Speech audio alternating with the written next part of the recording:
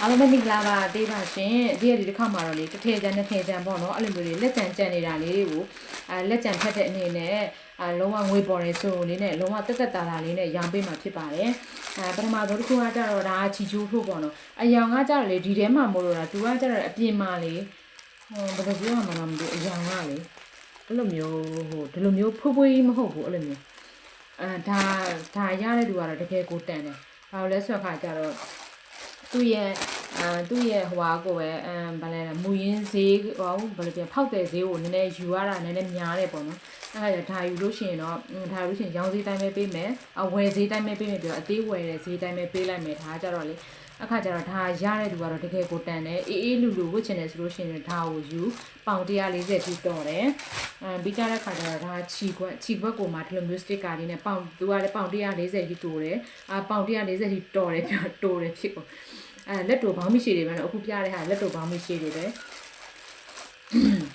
ဒါကြတော့ချီခွက်ဟိုအစိတ်ချီခွက်အစိတ်ဒါကြတော့လေနော်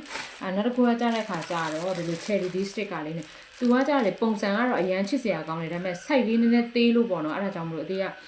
ဈေးလေးလျှော့ပြီးတော့မှပဲရောင်းပေးလိုက်တာပါပထမဟိုကတော့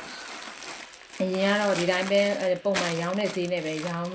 င်းထားတာပေါ့နော်ဒါပေမဲ့ site လေးရတယ်နည်းနည်းပြီးတယ်သူကကြတဲ့ခါကျပေါင်80 90ကနေပြီးတော့ကြတော့125ထိပဲသူကကြတော့3ထည့်ရအောင်ပေါ့နော်3ထည့်ရမယ်ဒီလိုလေးတစ်ထည့်ရမယ်ဒီလိုလေးတစ်ထည့်ရမယ်ဒီလိုလေးတစ်ထည့်ရမယ်3ထည့်နော်သူကကြတော့လက်တို့ဘောင်းမရှိပဲသူက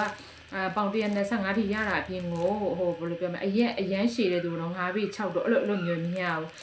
9ပေ1 9ပေ2အဲ့လောက်ထိအသေးရကျတော့9ပေ3အသေးနဲ့အသေးလောက်9ပေ3လောက်ဆိုလဲဟိုဖြစ်တယ်အဆင်ပြေတယ်ဒါပေမဲ့9ပေ2လောက်ထိယူတာပိုအဆင်ပြေတယ်နော်အဲ့ဒါဒီ3ထည့်ရမယ်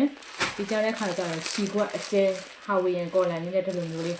ဒါရတယ်ဆိုလို့ရှိရင်လုံးဝတကယ်ကိုတန်တယ်အခါကျတော့အသေးရဲ့ဟို Viber မှာဖြစ်ဖြစ် TikTok စီမှာဖြစ်ဖြစ်အသေးရဲ့ Facebook page ပေါ့နော်အသေးကလို့ဒီဆိုရဲအဲ့ page messenger မှာဖြစ်ဖြစ်ကြိုက်တဲ့အထည်လေးကို screenshot ယူပြီးတော့မှအသေးရှိမှလာမယ်လို့ရပါတယ်